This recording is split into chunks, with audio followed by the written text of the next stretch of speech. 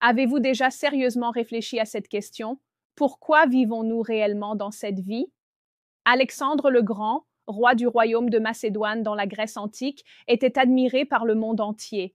À seulement 30 ans, il avait fondé le plus puissant empire de son époque. Invaincu sur le champ de bataille, il est considéré comme l'un des plus grands généraux de l'histoire. Mais tragiquement, ce conquérant du monde est mort à l'âge de 33 ans. Avant de mourir, il a exprimé 3 derniers souhaits.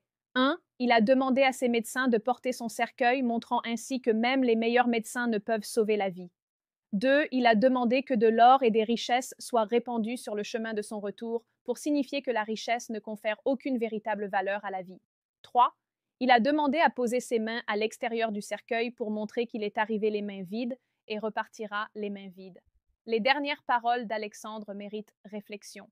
Toute une vie à courir après richesse et gloire, mais au final, on repart les mains vides. Le Seigneur Jésus a dit: Que servirait-il à un homme de gagner tout le monde s'il perdait son âme? Matthieu 16, 26. Dieu vous dit aujourd'hui: les gens passent leur vie à courir après l'argent et la gloire. Ils se raccrochent au moindre espoir, pensant qu'ils sont leur seul moyen de soutien, comme si, en les ayant, ils pouvaient continuer à vivre et être dispensés de la mort. Mais ce n'est que lorsqu'ils sont sur le point de mourir qu'ils se rendent compte combien ces choses sont distantes d'eux, combien ils sont faibles face à la mort, combien ils volent facilement en éclats, combien ils sont seuls et impuissants, sans nulle part où se tourner. Ils se rendent compte que la vie ne peut pas être achetée avec de l'argent ou la renommée, que peu importe la richesse d'une personne, peu importe sa haute position, tous les hommes sont pareillement pauvres et insignifiants face à la mort.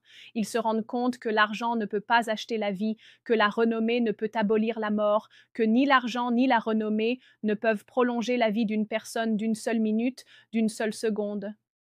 Bien que les différentes compétences de survie que les gens passent leur vie à maîtriser leur permettent de posséder une abondance de confort matériel, ces compétences n'apportent jamais un réconfort et une stabilité véritables à leur cœur.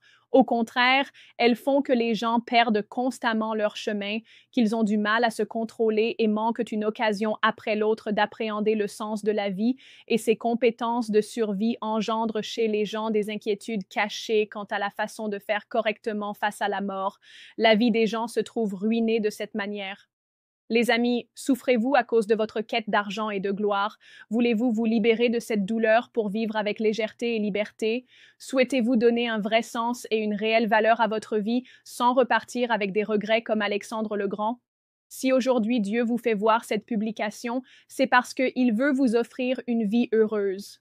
Cliquez sur le lien dans ma bio pour rejoindre notre groupe d'études de la parole de Dieu. Chaque soir à 20 heures, écoutez la parole de Dieu et votre vie en sera transformée.